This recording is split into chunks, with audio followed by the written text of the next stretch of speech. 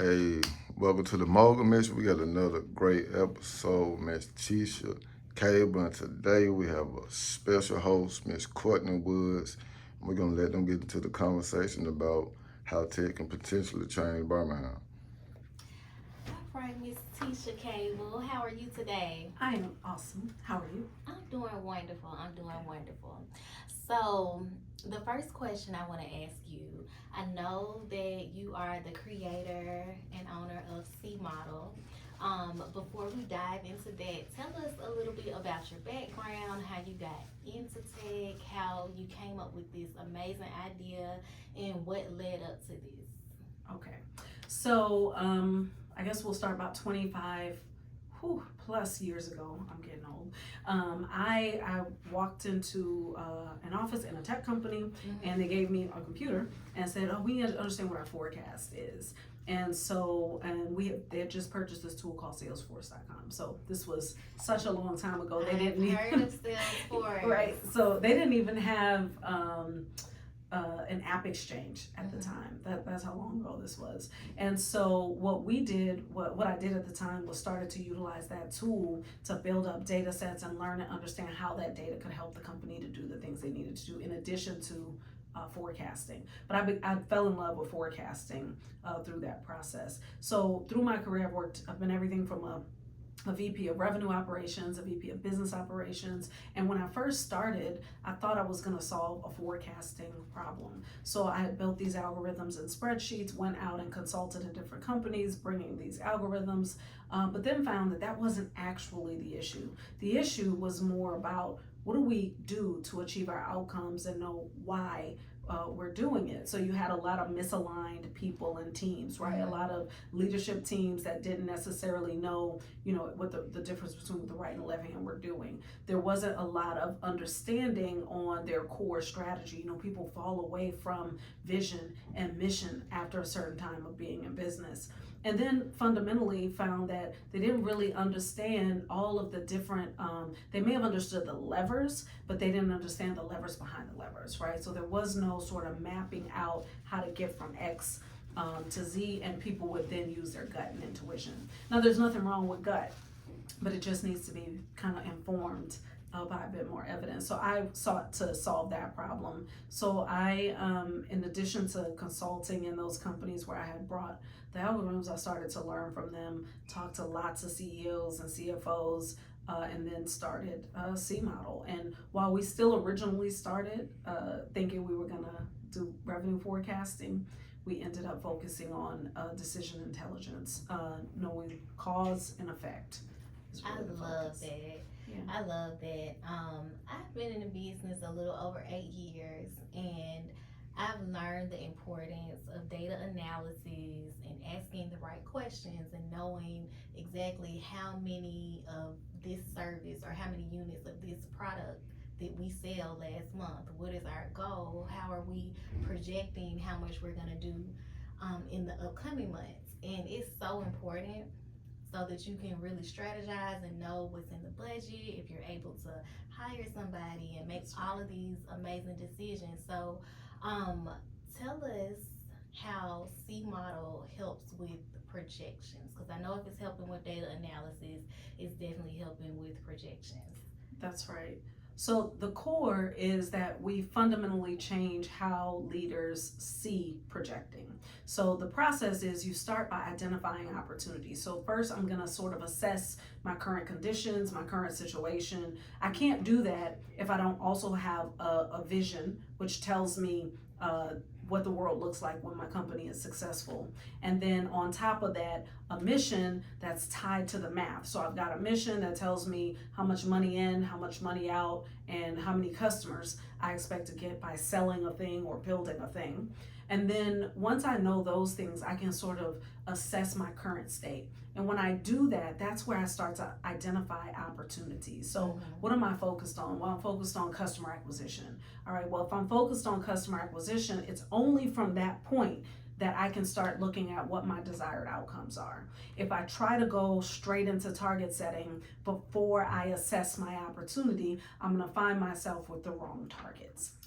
right? Or they'll be unattainable or unachievable because they're not matching up to my current state. They're not matching my constraints. I don't know what my particular, I'm not looking at my current state. And even if I am, if I haven't matched it to my vision, right? And then I'm going to end up in a situation that might look nothing like where I believe that my company is going. So the first step is that what's the opportunity that we're going to focus on? Once we have the opportunity, now we can go, what are our desired outcomes? What are we actually trying to achieve? So I can start to narrow down by metrics, right? So from that opportunity are metrics, right? If I'm doing customer acquisition, maybe I'm looking at optimizing my CAC. Maybe I'm looking at growing my revenue, right? So now I start to go, I've got metrics and my outcomes that I can focus on what specifically am I trying to hit, and utilizing my current state, utilizing my vision, utilizing my mission, all of those things, my financial model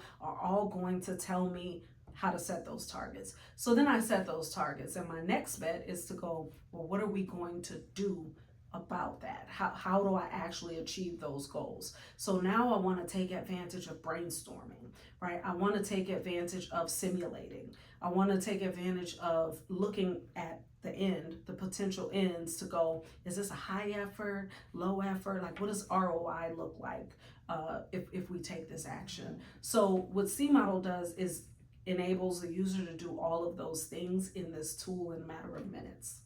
That's amazing. Yeah. That's an amazing concept. I commend you for coming up with something like that because, like I said earlier, it's so important.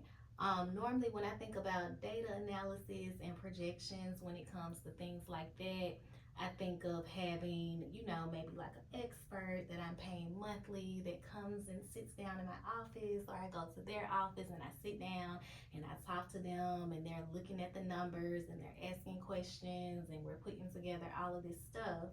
But with CModel, if I'm not mistaken, you can kind of remove that middleman. So on some levels, and I'm going to be very careful here. So artificial intelligence is wonderful for making things faster and easier and better, right? Analysis can happen fairly quickly, but we do believe that you must have a human in the loop. So in some cases, the business owner themselves can be the human in the loop. If they've got enough expertise to read those numbers and understand what they mean, then yes. But there are some cases where that's not the truth, right? There's some cases where you still need the expert, but I don't need the expert to spend all their time assessing my company, right? So the consultant comes in, and generally the company they're going to do about 5-10 steps. You can cut out those 5 to 10 steps and get them highly focused on their expertise. So now consultants can be much more valuable to the business owner because what they need to focus on can be far more narrow, right? It can be narrowed down to just the key things because we can do the identification factors with the tool. But there's still a need. I say this all the time because AI is still fairly new, at least in the generative space, right?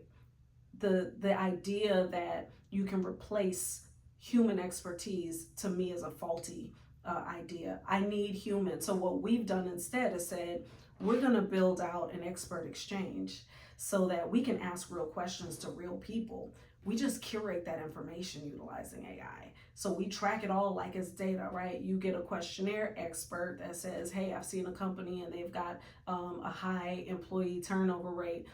All the other data in their company looks like X.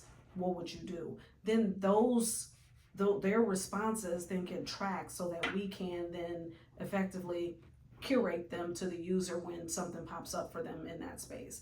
Now, what does that do? That means that if they need to execute on that task, maybe that consultant is really going to be great at doing it. The other thing is that expert who's done this a million times sat in the room, because the AI hasn't sat in the room with anybody and done it before. That expert could also participate in our tool and use it to manage their relationship with their actual end user customer. So we never want to cut out the people. We want to enhance because people are here to create unique value. And that's what we want them focused on, is creating unique value. If it's repetitive, if it's mundane, we want the AI to do it, right? We want the AI to do baseline observation-based analysis. We want the AI to do summarization and health assessments. And then we want people to come in and identify areas of improvement that can't be seen through data, because we know that that is also true. Right, I agree. I agree. I think it's important to have that human touch. So, for a brand new entrepreneur, business owner, nonprofit founder, in the beginning days, you're super excited, especially if you're passionate about what you do. You have these big goals and visions that I'm about to go out here and do this, and we about to run it up, and all of this great stuff is gonna happen. So, how would you explain to pretty much an everyday person? Because if you're new in business, you're not thinking about certain type of AI techniques and the logarithms. You don't know what metrics are. So explain to someone that is getting started how they would use CModel. Yeah, so I think the first bet is to deal with normalizing their core strategy. So my company exists for a purpose. When I'm successful, the world looks a certain way. Vision statement, and that's my destination. Building out what my mission statement looks like.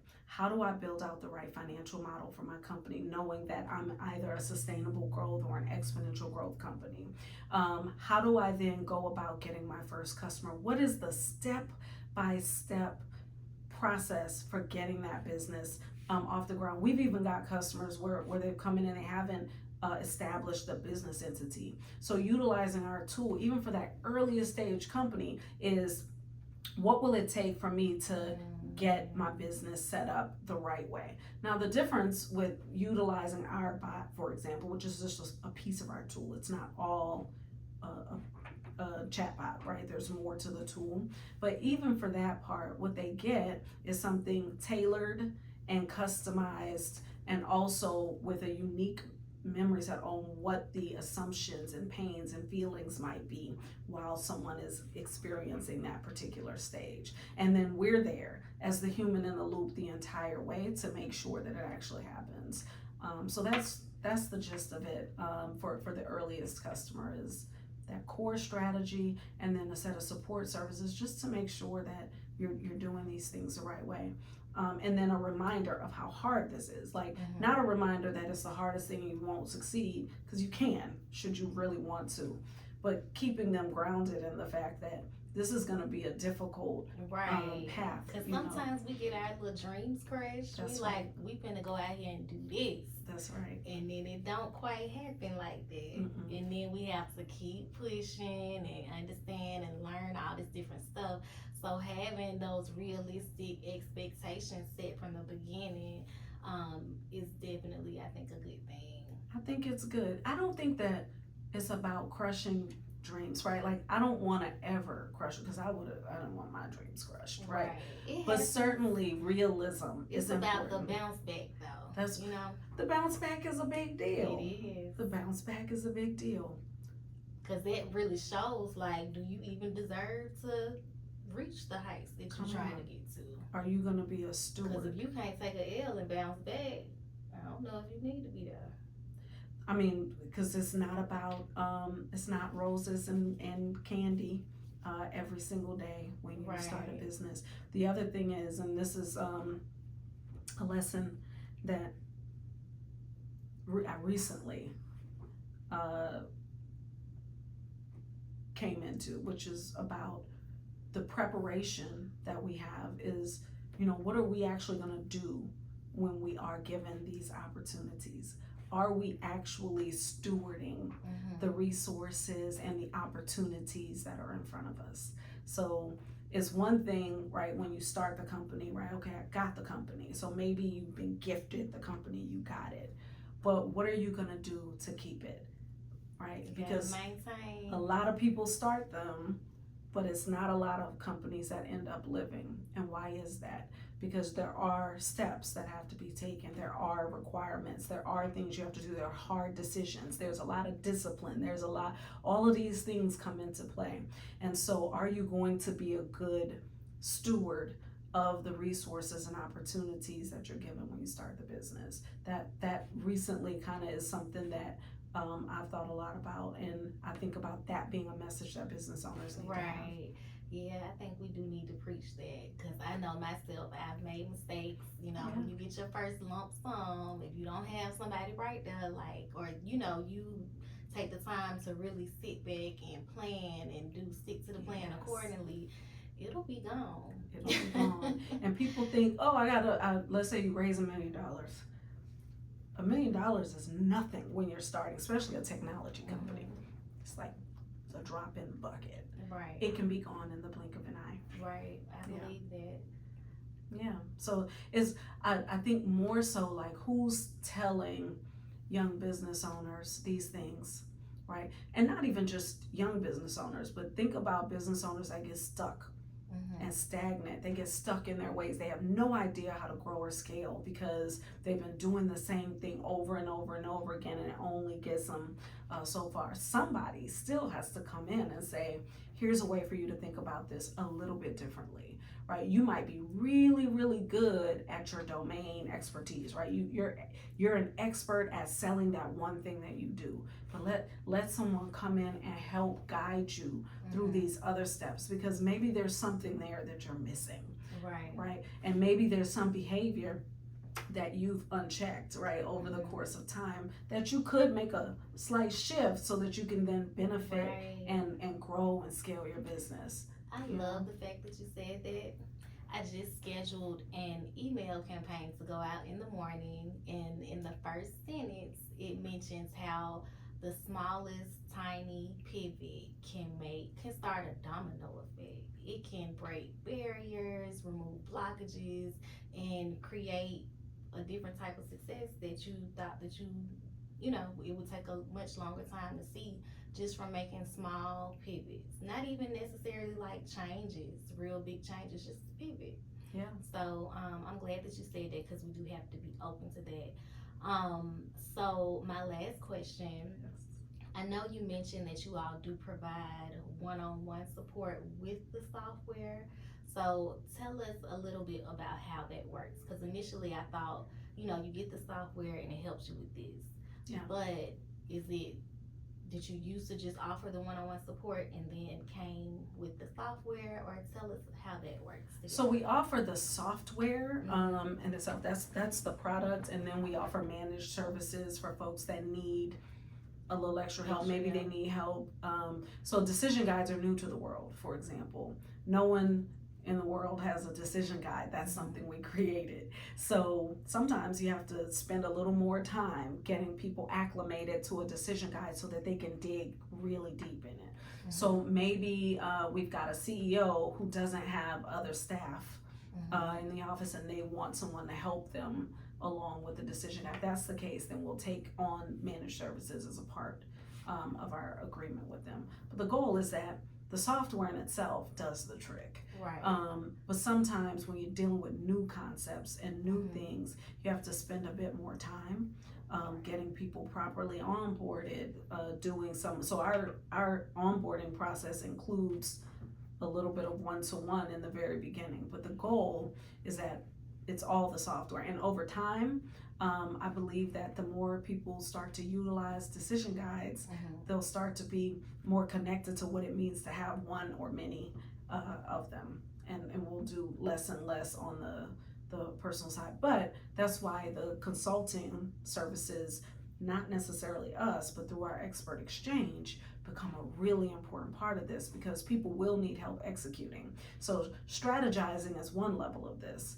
The other level of this is what happens when you're ready to do something. Well, it's true that not everyone will have the expertise in their company to do the exercise they need done in order to achieve their goals. And so we want to partner with experts who do those services so that they can very easily get clients who are ready to go. I like that idea. And as a website designer, I'm just sitting here thinking, like, how could I use this tool to help my clients? They have access to analytics and metrics in their dashboard. Does CModel integrate with other platforms? We do, because we find dashboards to be insufficient. Yeah. So a dashboard alone is just information. Maybe it's summarized, but it doesn't have any true deep analytic value. It's not going to tell, it's not going to have answers. You still have to come up with the questions and then go get the answers. Absolutely. We want to take you way further than that. So we make good use of all your data, right? So we essentially, there's a consolidation of data that happens in our tool. I've got a Monday, I've got a QuickBooks, I've got a this and that, right? There's I've got a financial plan, I got a P&L, I've got a number of different elements that we want to take in so that that information can become useful to the decision maker. Yeah. Right. So what's been your top success story? Yeah, well, we've got a number. So we've got like a large eyewear manufacturer who's one of our clients, and one of the things that that we did for them in consolidating their data was give them over 3,000 lines of data every day. We were able to consolidate that data so that they could actually see where their opportunities were. So that was a great success story. We've got a number of great partners who've been able to introduce us to additional customers. I feel like the success there is that the partners, they understand and see the value, they see the value in what we're doing so that they can share it with their clients and customers as well. And then I think my last is going to be the time that I've been in Birmingham and the opportunity that I get to talk to business leaders all over this city, actually in Alabama in general. And we're highly focused right now in Alabama, and just getting to talk to people from Cleveland and Birmingham and Anniston, just a little bit of everywhere, and they run the gamut, and seeing what some of the things they're facing are and how they're thinking about new ways of dealing with these challenges. And they're very open, right? They're very open to sharing their challenges. They're sharing what it is that they're experiencing, and most of all, they're sharing their willingness to sort of dive in to a tool like ours to go, I think that this can help me to get to the next phase of growth. And some of that, sometimes that next phase of growth is like, I'm thinking about I'm moving on. I'm older and I'm moving on from my business. What do I do? Or I think I want to grow more. I have employees who really want to, display what they have to the community. How do I do that? Because they're not driven by money in the same way. So there's all these different myriad of things that people are experiencing in their businesses, and they're opening up and enabling us to talk to them about it, and I really appreciate that. So that feels like success. So shout out to Alabama. That's major. So because you're from California, right? That's right. Born and raised? Actually, I was born and raised in New Orleans. Okay. Moved to California when I was in high school. Girl. Yes, I'm a Southern girl, but I did spend almost all my life in California. I moved to my house in high school to California, part? Northern California. Okay. So the Bay Area. Okay. Yeah. So I got my California side, but when you're from a place like New Orleans, you're always from New Orleans. You never really Southern lose girl that. at heart. Yeah. So I'm comfortable in Birmingham because I know what the South feels like. But I will say that Birmingham has its own dynamic. It has its own sort of culture. Right. That where I find new things every single day. So, and this is the last question for real. It's okay. It's okay. So, what made you uproot and move to Birmingham as a woman in tech? Yeah. So I like to see. To me, I consider Birmingham like the edge. And it might not be the edge for the average person, but as a Black woman in tech, you're always looking for opportunities to find where you're going to swim in the pond. And what I found in Birmingham was that there was openness and willingness for what I bring to be here, right? There's space for me. Space and opportunity. Right? And there was also people that wanted me here. And that really made a big difference for me, right? I did Techstars in Tulsa, and I love Tulsa. I had a great time in Tulsa, and when I was there, it opened up for me that I could be somewhere other than where I was, right? It showed me a piece. But then what I found, my lead investors here in Birmingham, and what they did was they sought me out. They took the time to invite me in. They showed me around, and it just was a welcomed feeling that made me really want to dig in and explore what the possibilities were. And then when I saw the geographic region and saw the potential opportunity, and I saw really what is fertile ground, and I wouldn't be overrun right by a million other AI companies. When they come, I'm ready for them now. Right. But it was just such a good, Yeah. welcomed open space for me that I figured, why not Birmingham? Right. Well, we're glad to have you here. Yeah. Why not CModel? Y'all heard Teasha Cable. Make sure that you go and check out her website. Where can they find more information? So we're at www. Do people still say that? Yes, I do. CModel.io. Okay. Yeah. So www.cmodel.io and get you a subscription. Test it Yes. out. Y'all have a free trial? We do offer a trial. We it's something we just launched, but for the most part, call us. We will show it to you. Yes, we're super open. All right. Yeah. It's time to grow and expand. Thank you. 2025. We on the way up. Y'all have a good evening.